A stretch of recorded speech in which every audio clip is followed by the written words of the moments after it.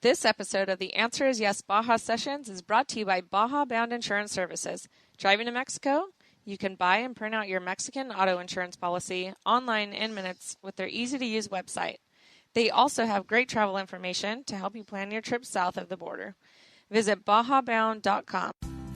Hello, this is Ryan Thomas, and you're listening to the Baja Sessions.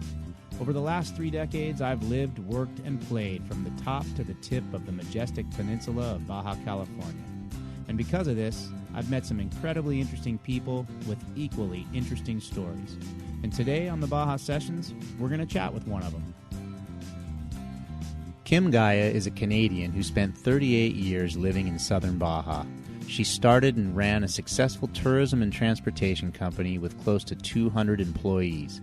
When she sold her company, she moved to a ranch in the mountains outside of San Jose del Cabo.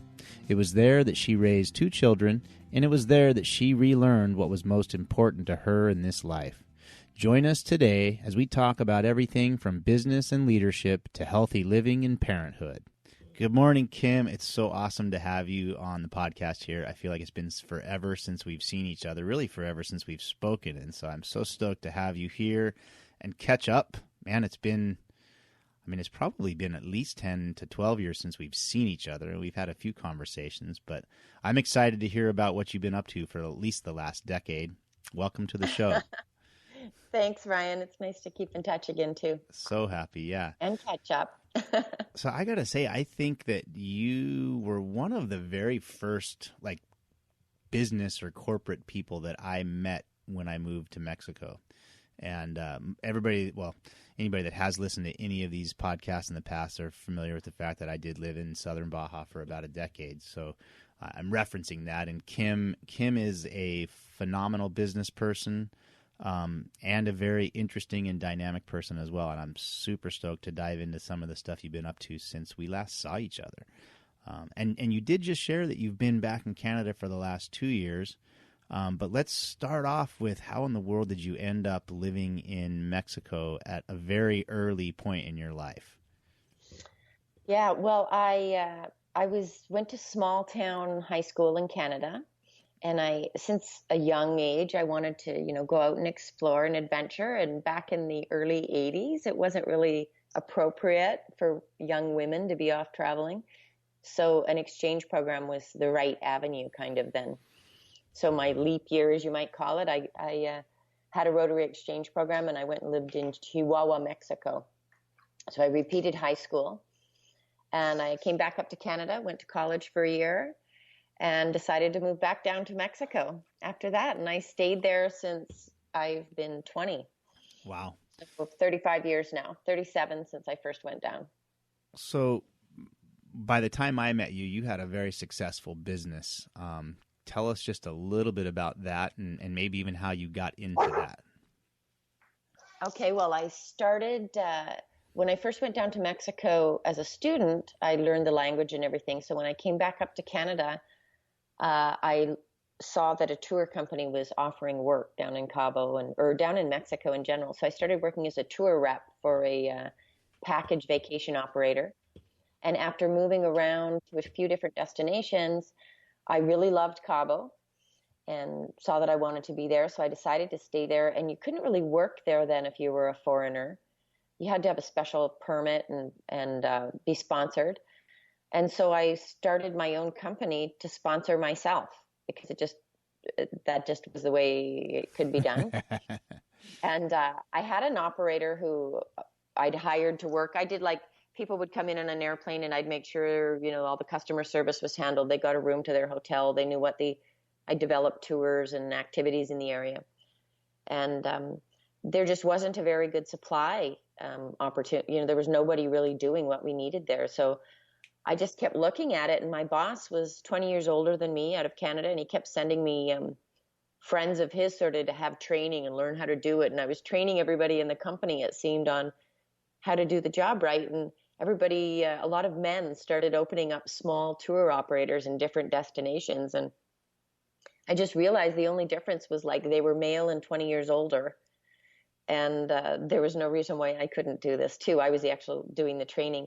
So I chose Cabo because I loved Cabo and I felt very at home there since I first got there. was pretty small at the time, maybe 6,000 people, and just dove in. Man, And my own little 6,000 company. people. Yeah, it was real small. We all knew each other. We still all do know each I other. know, right? Yeah, real hometown. I really miss it. And that is interesting living in Canada now, like my sense of identity and emotional stability and everything. It's having been raised in Canada but then living my adult life in Mexico. Cabo is definitely home to me, Baja. I feel that Baja is more home than where I've been raised in Canada. I had that conversation with my dad one time. Definitely did not log as many years or decades, for that matter, living in Mexico, but we had driven across the border from San Diego for something. And right as we crossed the border, I looked over at my dad in the passenger seat and I said, is it kind of weird that I actually feel more at home now than I did 5 minutes ago before when we were on the San Diego side of the border? And he said, no, it seems pretty natural for you. Yeah, it's an amazing. It's the people, definitely the community. Yeah, and you got to. I mean, it's funny because I came along, a decade and a half probably after you'd been, first there. But I recognized a similar thing coming back to San Diego after living down there for a decade. You said it much more eloquently, but I more and probably more pridefully make the statement that it was like being a bigger fish in a smaller pond in Cabo versus moving back to San Diego, and just kind of the sense of identity is a lot different. I'm a member of a much bigger community here. I'm still a member of the community, but you don't run into your friends in Costco, so to speak. Yeah, it is a very interesting thing. It's also, I already had what you might call an ego fragmentation, when I went through big life business changes in my early 40s. But it is very interesting when you have a certain skill set, knowledge set, or whatever, and you really are in an anonymous soup and nobody knows you. It's way different than having the sense when you're in a community and people know each other and you sort of have some grounding. I mean, it is very different, Yeah. a very different feeling. And we're also very affectionate in Mexico. I mean, the way we greet each other day to day, like if you and I were in person, we'd hug each other and take a big hug and give each other a big kiss on the cheek. And, it's kind of here like, I don't think I've been hugged by anybody in 2 years. It was an interesting dynamic to learn to be able to do the single kiss on the cheek, male and female, when I moved to Mexico. And then when I came back to San Diego the first year or so, when I would meet somebody new, I'd lean in to give them a kiss and they'd be like, what are you doing? We don't do that here. So yeah, I definitely recognize those changes for sure. The transition I remember the drive down when we moved down, and I remember the drive back when we moved back. And it's 2 days or 20-hour drive, and both of those trips are like these bookends on this time period of my life that really was kind of a coming home and I'm where I'm supposed to be type of a scenario. But also it was basically from 27 to 37. And yeah, big years. I mean, I kind of look at it like I grew up. I may have looked like an adult at 27 and acted like one at certain times, but yeah, there were a lot of interesting life lessons learned, and I'm glad I learned them outside of my own home country, because it was a unique way to mature into being a man. And I think that one of the coolest things about it was understanding, getting to meet people that were willing to step outside of their comfort zone. Because and I'm back in the town that I grew up in. Especially when we were there, it's full of crazy people ready to really step out of the box, really wanting to be shifters, changers, committed to what they're doing. Awesome people. Yeah, so the network of friends that I made, and not all of them are people you want to brag about, obviously, but needless to say that the type of person that makes the decision to move to another country, to a place far from where they were born, and really it's one thing to move and take a 3-day or 3-month hiatus from where they were born or where home is. But it's another thing to, integrate, learn the language, and interact with all the people, not just the expats, and then even to go one step beyond that and start businesses, because you can't not integrate. I mean, unless you're going to do it fully illegally and end up being run out of whatever country you're in, you can't not integrate to a degree when you start a business.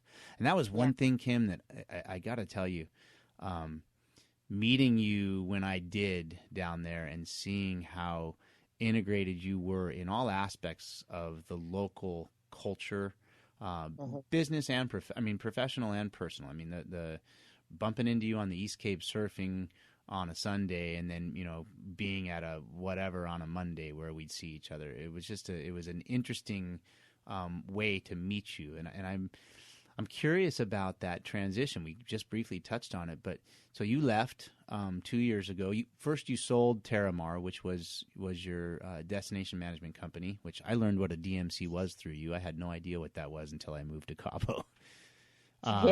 So you sold that and kind of you gave us the start. You moved to Cabo because you loved Cabo, or you'd been there as an exchange program. Saw a need and met the need, and then whatever it was, a decade and a half later, you sold the company. Why and how and what are you doing now? Yeah, I sold the company 18 years later, and it was after I decided to have kids, because I had focused on my career, my whole life. And when I turned 38, I just sort of got the calling that it was really time to have some kids if I was going to do it. And so I decided to have a couple kids in my late 30s. And I did, and when they were like a year or two old, I just realized that I couldn't do them justice as a great mom, and I couldn't be the mother I wanted to be and had waited so long to really be, and at the same time run the company well. And the company had a lot of moving parts at that point. It had about 140 employees, had I think 10 or 12 buses, and the fleet of Hummers, a fleet of vans, a fleet of Suburbans, a huge transportation fleet, like huge monthly payments and cash flow and everything. And I just thought, no, there's too many risks of not watching this closely. And where I really want to be focusing is on my children. I also had a bit of a cancer scare when my youngest turned a year. You go to the doctor for like your year follow-up. And I was told I had 3rd-degree cervical cancer and needed to have surgery, chemo, radiation. And I really didn't believe in that treatment methodology. And I also believed I was a very healthy person, maybe with some stress going on. And so I began the process of selling the company, and I went through a great big process of formatting it and process mapping it and getting it all ready for a big sale. Then the economy started going sideways in 2009, and looking for partners. I was really, thinking who would be the right person who could take this business forward. And I thought of our friend Sunny Irvine, who we talked about doing a business project with prior to that. And so I talked to Sunny and his dad, and they already basically did everything related to cruise ships and tourism, except for what I did and vice versa. And so they bought the company and merged into the company. And I chose to leave, and I chose to take up much more actively yoga, breathwork, acupuncture, raw food, eating. I bought, with my buyout that I got from Terramar, I bought land up in the Santiago area, which I always really loved, and I built a sustainable farm. And when I was up there... Hold on 1 second. I just got to tell you, and this is kind of off topic, but not. I was going back through some old Facebook posts this morning.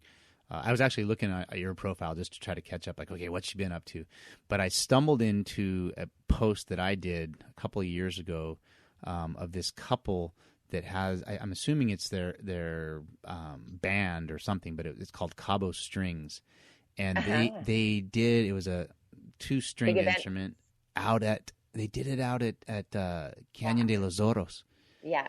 And incredible event. Oh, well, I listened to the music and watched the video, and it gave me goosebumps. And all this to say, anybody that's listening, Cañón de los Oros is in or outside of Santiago, which is that's what made me think about it, was that you started talking about Santiago. Yeah. So anyway, sorry to interrupt. Yeah, it's gorgeous up in that area. And, it's 15 minutes from the beach. Is the beach getting really popular